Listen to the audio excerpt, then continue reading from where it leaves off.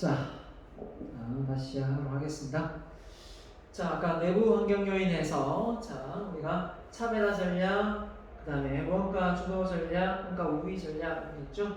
집중화 전략 이렇게 되는데, 자, 볼까요? 자, 차별화 전략에 들어가면, 그러니까 엄밀히 이야기하면 차별화 전략 안에 원가 주도 전략이 포함될 수도 있지만 이게 따로 분류를 해놨습니다. 그죠?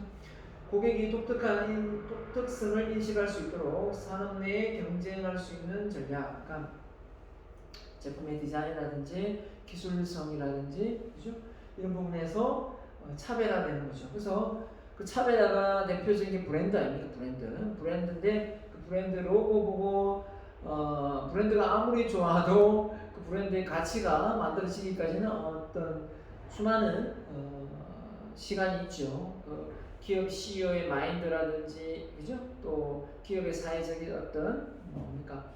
환원이라든지 기여라든지, 그죠? 이게 다 기업의 부가가치에 영향이 되고 기업의 이미지에 영향을 주기 때문에, 아무튼 차별적 전략은 엄밀히 이야기하면 다 내포되는 거지만, 쉽게 좀 빨리 차별화 전략을 펼친다면 기술성, 독특함 이런 거겠죠. 차별화되는 어떤 그런 부분에서 다른 데서는 제가 강의로 예를 들면 다른 데서는 들을 수 없는, 그죠? 그런 내용들을 구체적으로 안다든지 그러면 또 전문 분야가 있겠죠. 전문 분야가 그 분야를 차별화시킬 수 있겠죠. 삼성도 잘하는 분야가 있지 않습니까? 제품 중에서도 반도체라든지 잘하는 분야가 있거든요. LG도 마찬가지고, 삼성도 마찬가지고, 현대도 마찬가지고, LG도 마찬가지고, 그죠? SK도 마찬가지고. 자, 그 부분을 하듯이 조그마한 분식점을 하나 하더라도, 예를 들면 그 분식점이 레스토랑을 하나 하더라도 보통 이제 주 메뉴, 메인 메뉴가 있잖아요. 노래도 그죠? 이렇게 CD를 만들더라도 메인 노래가 있잖아요. 그죠? 타이틀곡이 있듯이. 그게 차별합니다. 그게 차별성이 없다면 결국은 실패할 확률이 높고요. 저 역시도 이제 그 강연을 TV에서 이렇게 하려고 하는데, 전문성을 물론 쌓기도 쌓아야 되겠지만, 다른 사람, 나 이외에 다른 사람한테는 이 강의를 들을 수 없는 그런 독특한 강의를 하나 준비하고 있어요.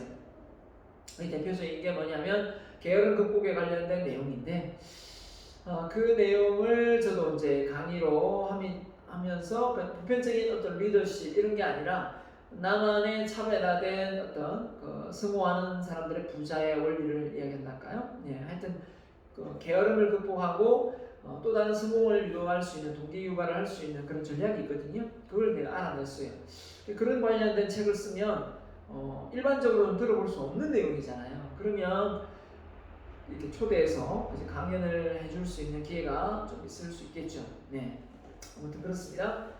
그리고 차별화 전략이고요. 원가 주도 전략, 경쟁 기업보다 낮은 가격으로 제품과 서비스를 제공하는. 어떻게 해야 낮은 가격으로 원가 대비 낮은 가격 제품 만들 수 있을까요? 그러니까 공급자의 교섭력이에요. 공급자의 교섭력. 그리고 소비자의 교섭력도 되겠죠. 소비자가 많이 확보되어 있으면 박리담회로 많이 판매를 해서 수익을 낼 수 있기 때문에 좀 저가로 해도 되겠죠. 또 원재료를 싸게 공급할 수 있는 공급처를 알고 있으면 되겠죠. 그래서 소고기 이런 뷔페 같은 거나 이렇게 하면 되게 소고기가 비싸잖아요. 소고기가 비싼데 그 공급처를 정확하게 이렇게 다이렉트로 공급을 하면 저가로 이렇게 해서 마진을 낮출 수가 있는 거죠. 자, 어떻게 보면 그 유통의 어떤 단계가 줄어들면서 소비자가 이익을 보는 것은 맞는데, 근데 이제 중간에 도매상, 소매상이 없어짐으로 해서 유통에서 일을 할 수 있는 그런 구조가 많이 사라졌죠. 그래서 어떻게 보면 온라인상으로 구매를 할 수 있는 편리함은 있고 직거래가 좋긴 하지만 그에 비해서 직업이 사라지고 있다라고 보면 될 것 같고요. 그래서 이게 이제 소비자가 좋게 느낄 수도 있지만 소비자가 구매를 하려면 수익이 있어야 또 구매를 하잖아요. 그런 부분에서 최첨단화된 이 기술력이 오히려 생활을 궁핍하게 만드는 그런 어떤 원천적인 또 부분도 없지 않아 있고, 그렇다면 이런 어떤 플랫폼 시장이 앞으로 계속 활성화된다면 결국은 유통을 통해서 가격이 이렇게 좀 이렇게 뛴다는 이런 개념이 없어진다면 우리가 어떻게 되겠습니까? 결국은 그에 맞는 기술력을 우리가 준비해야 되겠죠. 이건 창업과 경영을 떠나서, 그죠? 자, 뭐 오늘자로 뉴스가 나온 게 그 홍게, 이 홍게가 수출이 길이 막혔고 뭐 코로나로 인해서 안 먹으니까, 그 다음에 뭐 이렇게 가격이 옛날로 비하면 뭐 반값으로 떨어졌다 하지만 그 바닷가 근처에 홍게 먹으러 가보세요. 싸게 나와서 먹는 그런 걸 못 느끼겠어요. 그죠? 그러면 이게 뭐 문제가 있는 거 아니에요? 분명히 옛날보다 많이 잡혀서 지금 잡지 마라고 하는 상황인데 횟집에 가서 홍게 먹으면 그러면 아주 저렴한 가격으로 먹을 수 있어야 되잖아요. 그것도 그렇지는 않거든요. 그러면 이게 뭔가? 그러면 그 중간에 지금 누가 폭리를 취하고 있는가? 잡아오는 사람도 손해요. 그죠? 뭐 도매로 파는 사람도 손해면 결국은 소비자에게 파는 그 판매처에서 싸게 공급을 해왔으면 단가를 훨씬 낮춰서 판매를 해야 되는데 그렇게 하지 못하고 있다면 결국은 그 상점 주인이 어떻게 보면 폭리를 취하고 있는 거거든요. 그런 게 빨리 정상화되지 않으면 결국은 소비자가 손해를 보는 거잖아요. 그런 것처럼 이 원가라는 게 싸지면 싸질수록 경쟁이 붙어서, 그죠? 이 말 그대로 이제 자본주의 국가의 그 소비자 패턴이 그렇지 않습니까? 경쟁이 붙음으로 해서 단가를 낮출 수 있는, 또 경쟁이 붙음으로 해서 단가가 올라갈 수 있는 이런 부분이 다 이제 형성되는 거기 때문에 앞서 얘기했던 아파트 가격이 왜 이렇게 많이 오를까 생각해 보면 아파트가 사실 편리하죠. 사는 게 편리하고 좋은데 또 아파트 중에서도 새 아파트를 좋아하잖아요. 근데 새 아파트가 계속 지어지면 되는데 이 건설사가 경기가 안 좋거나 정부가 아파트를 못 짓게 하거나 이렇게 막다가 보면 우죽순 생길 수도 있겠지만, 그죠? 인구 대비 아파트가 남아도는데 우죽순 허가를 내줄 수는 없잖아요. 그러면 기존에 있는 아파트가 완전 똑같이 될 수도 있잖아요. 그러다 보니까 이게 풍선 효과가 돼가지고 이 어떻게 됐습니까? 투자를 나가고 싶은데 할 데는 없고 하다 보니까 이 새 아파트가 가격이 껑충껑충 뛰는 거죠. 어떻게 보면 현 아파트는 뭐 조금 오를 때 새 아파트는 많이 뛰는 거죠. 그런 상황이 발생되는 거예요. 그래서 이게 참 수요와 공급에서 이게 그죠? 참 이게 일어나는 어떤 시장의 자본주의 국가에서 일어나는 상황이지만 이걸 잘 관찰하고 잘 정부 정책이 맞아떨어져야 되는데 이걸 잘 못하면 이제 가난하고 또 힘든 이 약자들이 손해를 보는 건 또 사실이고요. 그래서 규모의 경제를 통한 규모의 경제가 뭐냐면 크게 확장하는 거죠. 그걸 통해서 장비 이용률을 증대시켜서 간접 자본 투자를 줄이고 노동력 집약적인 개인 서비스 판매 인력을 감축하는 것이 해당된다. 그래서 말 그대로 사람이 많이 들어가는 그러면 인건비가 비싸기 때문에 당연히 단가가 올라가겠지만 뭐 예를 들면 뭐 로봇이나 그죠? 인공지능을 통해서 또 인력을 감축할 수 있으면 또 내려갈 수도 있겠죠. 그러면 봅시다. 자, 이 고속도로에 달리는데 톨게이트에 인원들이 많이 배치되잖아요. 그죠? 근데 중요한 거는 그 지금 하이패스가 도입되면서 인원이 많이 줄었거든요. 그러면 도로교통의 비용이 많이 줄어들겠죠. 그러면 하이패스 기능을 달면서 줄어든다면 결국은 통행료가 줄어야 되는 거잖아요. 근데 통행료는 올라가죠. 계속 올라가고 있어요. 왜 올라가는가 봤더니 뭐 건축 자재값이 올라가기 때문에 올라간다. 도로를 내는 데 있어서 땅값이 전체 땅값이 올라가잖아요. 그죠? 길을 내려고 하면 정부가 그 땅값의 공시시가를 어느 정도 지불하고 길을 내기 때문에 뭐 그런 부분이 있겠죠. 여타 싸져야 되는 부분인데 그런 부분이 애로사항이 있습니다. 그다음 집중화 전략, 특수한 틈새 시장, 니치 마켓이라는 표현을 많이 쓰죠. 이게 블루오션, 우리 앞서 소개했던 블루오션에 해당되는 부분이에요. 그래서 집중적으로 그 부분을 활성화시켜서 비경쟁적인 어떤 구도에서 사업을 하는 거거든요. 그래서 틈새 시장을 노리고 하다 보면 경쟁자가 강하거나 무시하는 시장이다. 그래서 그 속에서 살아남을 수 있어요. 그래서 우리가 전문가가 되는데 전문가가 너무 많다 그러면 이것도 경쟁 완전 레드오션이잖아요. 그러면 금방금방 그죠? 전문가가 된다면 이건 전문가가 아니죠. 근데 그런 전문가가 되는데 시간도 많이 걸리고 그런 부분이 좀 이렇게 블루오션 틈새 시장이 되면 상당히 수익성이 있는 거거든요. 그래서 우리가 놓고 볼 때 남 따라 한다고 무조건 다 이렇게 할 게 아니라 이게 어떻게 보면 이 희소성이 그죠? 새로운 틈새 시장을 만들어서 소비자의 어떤 그 니즈를 파악해서 또 이 부가가치를 그죠? 예, 가치적 제한을 할 수 있어서 좋거든요. 그래서 저는 그렇게 생각합니다. 여러분이 이렇게 배우다가 전공하고 관련이 없는데 왠지 그게 하고 싶어요. 그런데 그게 크게 돈은 되지 않아요. 그렇지만 이게 사람들이 꼭 필요한 부분이에요. 자, 그렇다면 이 부분을 내가 전문화시켜서 사람들을 좀 소수로 받더라도 내가 일평생 어떻게 보면 사람들에게 인기가 없는 것이 아니라 좀 어느 정도의 큰 인기는 없더라도 수익을 창출하는데 문제가 없겠다 하면 공략할 수 있는 부분이 있습니다. 충분히. 저는 그 창업 비즈니스 모델이 그렇다고 생각해요. 어떤 획기적인 아이디어로 그죠? 탁 이렇게 해서 막 일확천금을 탁 누릴 수 있는 아이디어도 나올 수는 있겠지만 꼭 그렇지는 않거든요. 그 틈새 시장에 그 대기업이 중소기업이 하지 않는 그런 어떤 1인 기업이 할 수 있는 직종이 또 많이 있을 수 있다고 생각하거든요. 앞으로 저는 이런 말을 많이 들었어요. 그러니까 온리원이 되지 넘버원보다는 온리원이 낫다. 이게 무슨 말이에요? 다수의 사람들과 경쟁해서 넘버원이 되기보다는 다른 사람들과 차별화를 해서 온리원이 되라 이런 말이잖아요. 그래서 100명이 뛰면 한 명밖에 1등이 안 나오지만 다른 방향으로 뛰면 전부 다 1등이 하면 되는 것처럼 자기가 좀 남다른 어떤 그 사고와 행동으로 패턴으로 그 분야의 전문가가 되면 좀 살아가는데 어떻게 보면 지장이 없거든요. 그렇죠? 지금 그 베이비 부모 세대들이 지금 은퇴를 합니다. 1세대, 베이비 부모 1세대가 은퇴를 하거든요. 조금 있으면 이제 2세대가 은퇴를 하고, 제가 한 3세대쯤 돼요. 베이비 부모 3세대쯤 되는데, 이제 1차 베이비 부모 은퇴를 했고, 그죠? 이제, 지금 베이비 부모 2세대가 지금 나이가 이제 보통 이제 60 다 돼갑니다. 58세 가잖아요. 그 베이비 부모 2세대들이죠.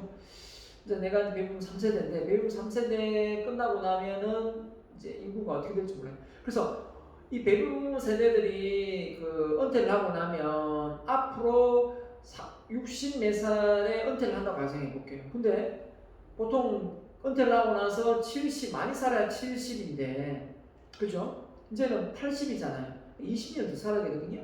근데 지금 80이 뭐예요? 90, 100살인데 은퇴를 해서 60 몇 살에 은퇴를 해서 어떻게 보면 한 35년, 40년을 살아야 된단 말이에요. 그죠? 그러면 돈을 얼마나 많이 모아야 35년을 버틸 수가 있냐 말이에요. 그죠? 이게 뭐 연금으로 버티는 뭐 공무원은 뭐 그럴 수도 있다지만 공무원이 아닌 그래서 공무원을 많이 이제 지망하는지 모르겠지만 결국 안전장치를 만들어내야 된다는 거죠. 그 안전장치가 뭘까라는 거는 저는 뭐 연금을 받으면서 평생 놀고 먹는다 그것도 저는 아니라고 생각하고요. 자기의 전문성을 살려서 일을 할 수 있어야 된다는 거예요. 일을 할 수 있어야 된다는 거예요. 그래서 저는 제가 전문성을 살려서 일을 할 수 있는 부분이 없을까 이렇게 생각을 해봤더니 일단 내가 하고 있는 이 대학교도 정년퇴임이 있을 거고요. 외부에 강연하는 것도 있는데 그거는 그 은퇴가 없어요. 그건 없기 때문에 그것도 좋고 책을 쓸 것이고 유튜브도 할 수도 있고 또 제자를 양성할 수도 있고 프랜차이즈를 할 수도 있고 이렇게 많더라고요. 여러 걸 해보니까 물론 이 많지만 이것을 너무 한꺼번에 다 하려고 하면 안 되겠죠. 그래서 과정별로 체계적으로 진행을 해야 될 것 같고요. 그래서 저도 언젠가는 은퇴를 하겠지만 그런 과정 속에 이 틈새 시장을 노려서 은퇴는 했지만 직업이 있고 또 내 잡이 있어서 많은 사람들하고 이렇게 유대관계를 펼치면서 행복한 인생을 노후를 보낸다면 더없이 좋을 것 같아요. 그죠? 갈 곳이 없어서 정자나무 밑에서 맨날 TV나 보고 바둑이나 두면서 그죠? 그렇게 뭐 골프도 한두 번이지 여행도 한두 번이지 계속 가보세요. 지겨워요. 그죠? 매일매일 여행 가면서 여행이 즐거울 것 같아요? 절대 그렇지 않습니다. 한 번씩 이렇게 가야 재밌는 거지.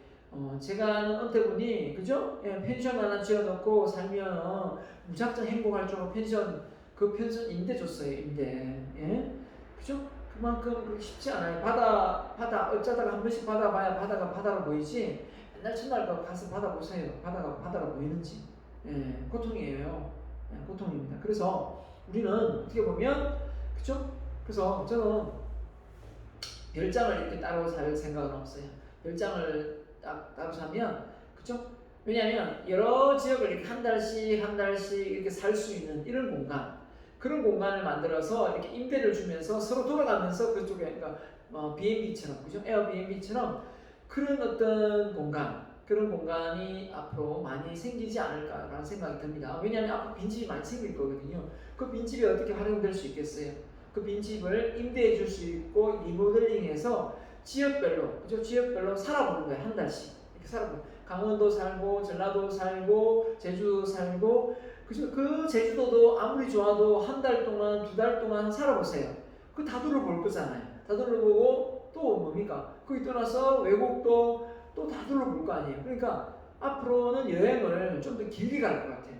제 예감입니다. 길게 가서 한 6개월씩, 3개월씩 이렇게 지내다가 올 것 같아요. 그렇게 지내려면 돈도 좀 많이 있어야 되겠죠. 그런 돈 있는 사람들은 아마 그렇게 여행을 지내면서 좀 힐링하고 돌아올 것 같아요. 예, 그래서 하루 갔다 1박 2일 갔다 뭐 왔다 갔다 할 수도 있지만, 그죠? 더 많이 여가를 보낼 수 있는 시간이 많을 것 같아요. 별 얘기 다 했네요. 아무튼 저 역시도 그렇게 준비하고 있습니다. 자, 창업위기에 비심리적 요인, 사회적인 요인에서 삶의 경험, 그죠? 전문적인 분야에서 경험이 새로운 지식과 기술을 좀 더 쉽게 이해하고 적용할 수 있도록 장기를 활용할 가능성이 크다. 전문성 분야의 경험이 새로운 기술, 그죠? 삶의 경험들도 사회적 네트워크, 그죠? 아는 사람, 다양한 이런 정보를 얻을 수 있는 건 네트워크이거든요. 그래서 누구 소개로 이렇게 할 수도 있는 부분이기 때문에 사람을 잘 사귀어야 된다. 이게 참 중요한 것 같습니다. 자, 그래서 경험 보면 대부분 교육, 직접 그죠? 해보는 취미 활동이 다양하게 있을 수 있는데 경험 많은 기업가는 기회가 완전히 형성되지 않았을 때 경험을 바탕으로 기회가 형성되어 나갈 패턴을 미리 포착한다. 그래서 사회 성공, 한 분야의 경험을 잘 살려 이를 다른 기술과 마케팅 노하우와 잘 결합해서 할 수가 있다라고 보는 거죠. 네, 맞습니다. 그래서 심리적 요인에 보면 정보 흡수 능력, 그죠? 예. 그 다음에 정보 분석 능력 이런 부분이 있겠죠. 자, 기존의 기술이라든지 이런 걸 파악해서 하는 거, 정보 분석 능력, 수집된 정보 관련돼서 하면 되겠습니다. 참고 넘어가면 돼요. 이게 저는 심리적 요인이라고. 앞서 이게 비심리적인 요인, 경험과 사회적 네트워크, 이게 심리적 요인 아닌가요? 그죠? 책이 그렇게 돼 있나요, 지금? 그죠? 책이 좀 잘못되어 있는 것 같은데요. 이 제가 잘못 만들어져 있는 건가요? 이 정보 분석 흡수는요, 정보 분석 이게 이제 비심리적인 요인이고, 그죠? 네, 이건 내 시험 문제 내지는 않겠습니다. 하여튼 바뀌어야 될 것 같네요, 그죠? 이게 어떻게 보면 심리적인 비심리적인 나와 있는데 직관 이런 부분이고요. 자, 비심리적인 그죠? 직장 포기하고 창업하는 어떤 통해 교육 수준, 교육 수준 이런 부분을 비심리적으로 봤어요. 교육 수준 이런 부분 비심리적으로 봤군요. 강한 욕구, 이렇게 봤는데요. 그 속에 들어가는 거. 자, 이게 꼭 이걸 심리적인 비심리적인 구분해서 여러분의 시험 문제를 내지는 않을게요. 그냥 알아보세요. 그 별로 중요한 것 같지는 않습니다. 자, 그 다음에 창업기의 원천을 보면, 자, 동종산업에서 업무 수행 중, 맞죠? 43%잖아요. 제가 말했죠. 그래서 전직에 일을 했을 때 그쪽에서 나온 타 기업의 사업 현황 보고, 소비자 시장에서 수준되지 않은 틈새, 그죠? 창업기회, 제휴되는 우연한 기회, 취미 부업 활동 이렇게 됩니다. 그 다음에 아이디어 발견. 자, 이 부분을 한번 보도록 하겠습니다. 아이디어 어떻게 발견하는가 볼까요? 자, 기발한 창업 아이디어 개발 요령, 차관점이 달라야 된다. 시작부터 생각을 좀 달리 해야 되는 거예요. 독특한 발상이 필요하고, 평범한 걸 개선하고, 사라진 사업을 부활시키고, 꽃고풍이 일기도 하잖아요. 그죠? 특수한 기술을 살린다. 그 다음에 다른 업체와 다르게 한다. 그렇죠?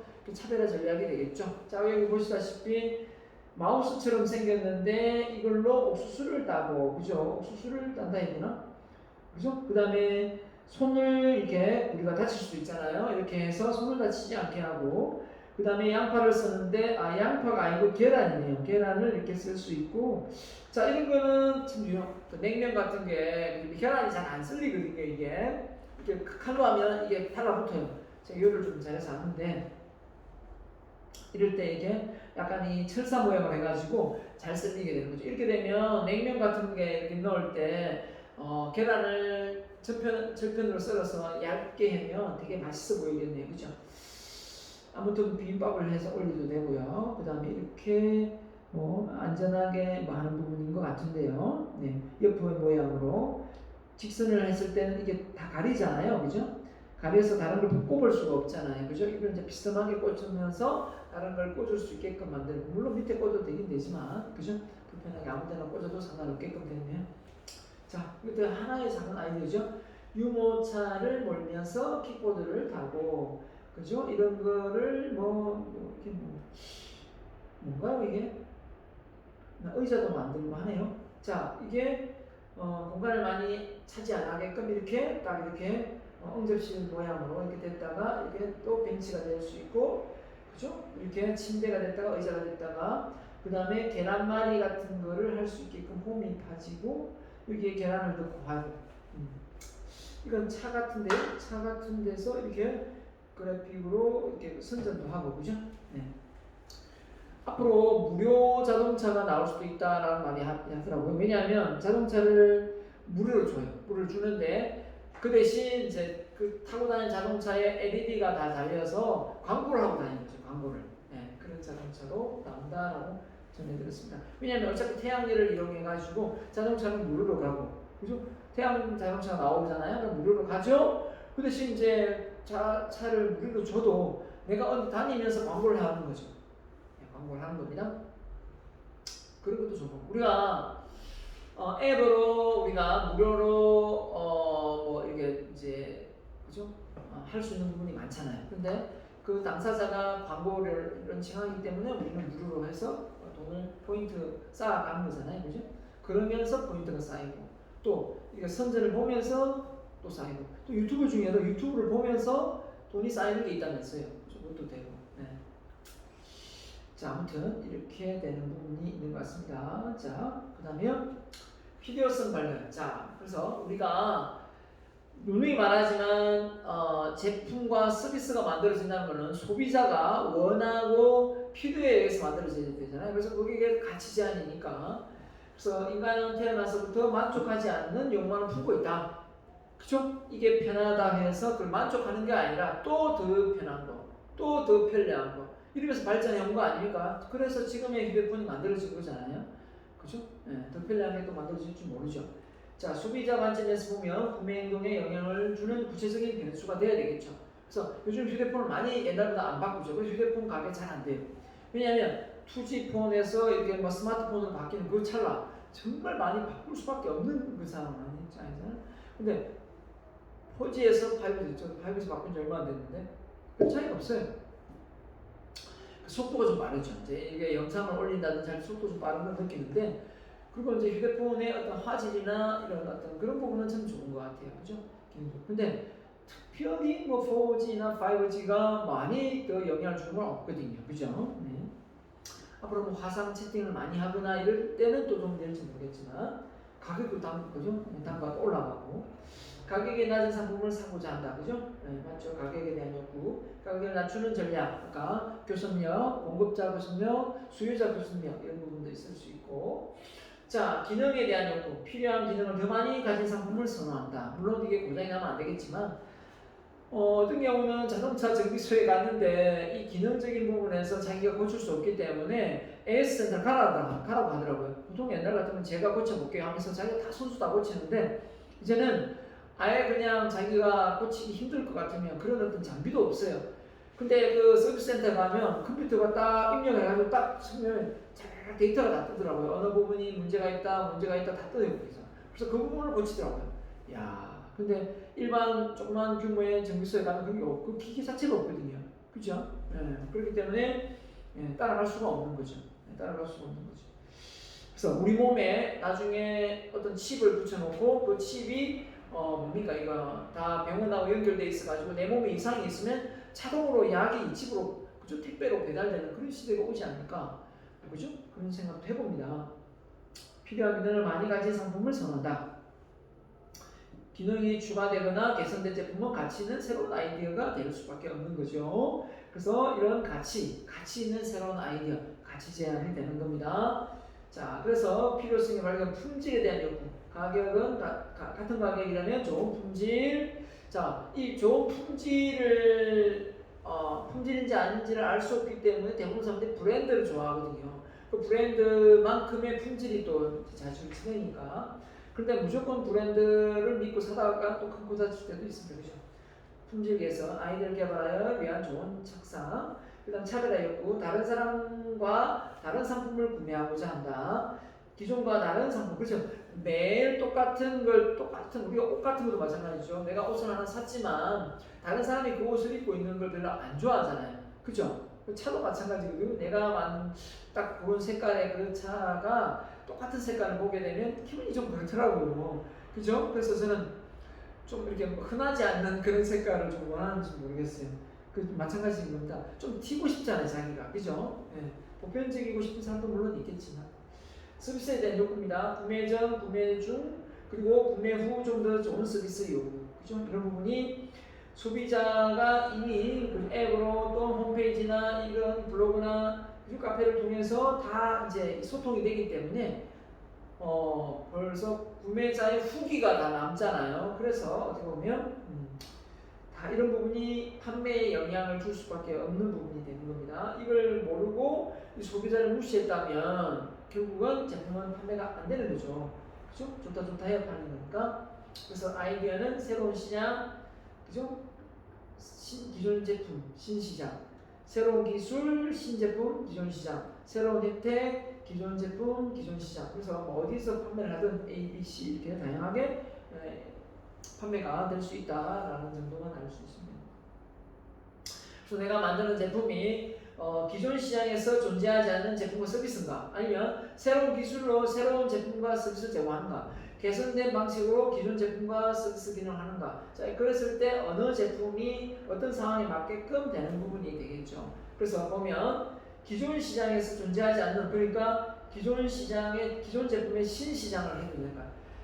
기존 시장이지만 새로운 제품, 존재하지 않는 제품 서비스를 공급할 때, 그러니까 기존 시장에 기존 제품을 신시장에, 그죠? 신시장에 들어가는 부분 맞나요? 기존 시장에서 존재하지 않은 제품과 서비스를 공급할 때는 기존 제품보다는 신시장에 새로운 제품, 신제품이 들어가야 되는데, 그죠? 새로운 시장, 새로운 기술, 새로운 기술과 새로운 제품과 서비스를 제공한다. 신제품, 기존 시장, 그죠? 또 새로운 혜택이 주어지면 개선된 방식으로 기존 제품과 기존 시장, 판매가 될 수 있는 부분. 다양한 방법을 해놨네요. 방법은요. 새로운 제품을 가지고 새로운 시장에 갈 수도 있고, 새로운 제품을 가지고 그냥 기존 제품에 들어갈 수도 있고, 기존 시장에 그죠? 새로운 신기술을 들어갈 수도 있고, 다양하게 있는 거니까. 그래서 기존 시장에, 자, 이 전략을 해놨네요. 기존 시장의 기존 상품, 시장 침투, 성공 확률 75%. 기존 시장의 기존 상품, 시장 침투, 성공 확률 75%. 오. 새로운 시장의 기존 상품, 35%. 와우. 신상품, 기존 시장, 45%. 기존 시장의 신상품, 45%. 좀 높네요. 새로운 시장의 기존 상품, 35%. 새로운 시장의 신상품, 와, 25%, 35% 이렇네요. 자, 쉽지 않습니다, 그죠? 쉽지 않아요. 그러니까 사람들이 안전빵으로 가는 게 기존 시장의 기존 상품을 하는 거네요. 사람이 이러니까 잘 변하지 않지, 그죠? 근데 한번 이게 되면 대박이 날 수도 있는데, 근데 쪽박을 찰 수가 있죠. 인지도가 떨어지니까, 그죠? 로고를 잘 안 바꾸잖아요. 로고를 수시로 바꿔버리면 사람들이 못 알아보잖아요. 그죠? 정치도 정치하면서 로고를 정치 그 뭡니까 명칭을 뭐 한나라당 했다가 자유한국당 했다가 그죠? 또 뭡니까 국민의힘당 했다가 많이 바꾸잖아요. 그죠? 난 못 알아봅니다. 뭐 어디? 그죠? 자, 창업 대비 경쟁하고자 하는 업종에 충분한 경험, 자질을 소유하고 있을 때 더 좋은 사업 기회를 포착할 수 있다. 자, 몇 가지 사례가 나오네요. 볼까요? 자, 이거 보면서 아무리 좋은 아이디어 기술을 가지고 있다 하더라도 고객들의 욕구, 즉하지 않는 경우 시장에 없는 기회를 쫓는다면 성공적인 창업 지속적인 성장을 하기는 어렵다. 맞죠? 자, 시장 계측과 고객의 중요한 강조, 그죠? 자, 쥐덫에, 자, 이 뭔 말이냐? 자, 쥐덫을 만들어서 판매를 했는데 잘 안 팔렸어요. 왜 안 팔렸냐? 쥐덫을 만드는데 고가로 해서 판매를 했습니다. 근데 다시 쓰고 할 줄 알았는데 한 번 쥐를 잡았는데 그 쥐에 대한 혐오감이 있다 보니까 이 쥐덫을 다시 쓰지 않는 거예요. 버려버리는 거죠. 그래서 일회용으로 차라리 저가용을 해서 쥐 잡히고 쥐들까지 버리는 그 쥐를 어떻게 잡아가 씻고 이런 걸 싫어하는 거죠. 그러니까 이런 거는 고가로 만들어서 될 부분이 아니라는 거죠. 예, 이런 부분입니다. 그래서 무턱대고 튼튼한 거 좋은 거 만들다가 쥐 잡아오고 또 재활용 하려 하다가 재활용을 싫어하는 제품이 있잖아요. 그죠? 이런 부분도 있을 수 있는 거죠. 자 그러면 또 더 많이 강의 나가면 또 여러분도 싫어하니까 여기까지 하고 다음 시간에 또 이어서 강의를 진행하도록 하겠습니다. 네. 자, 자료 스크랩 언제까지요? 자료 스크랩 창업 관련 자기 창업 아이템 하나 종목 한 종목을 선정해야 됩니다. 그게 어떤 분야는 상관없어요. 선정해서 30장 이상 그죠? 중간중간에 자기 생각 집어넣어야 됩니다. 마지막 듣고 생각 집어넣어가면서 그죠? 네, 해서 30장 이상 해서 11월 8일까지 자료 올릴 수 있도록 방 만들어 줄게요. 자, 이번 주 강의 여기까지입니다. 감사합니다.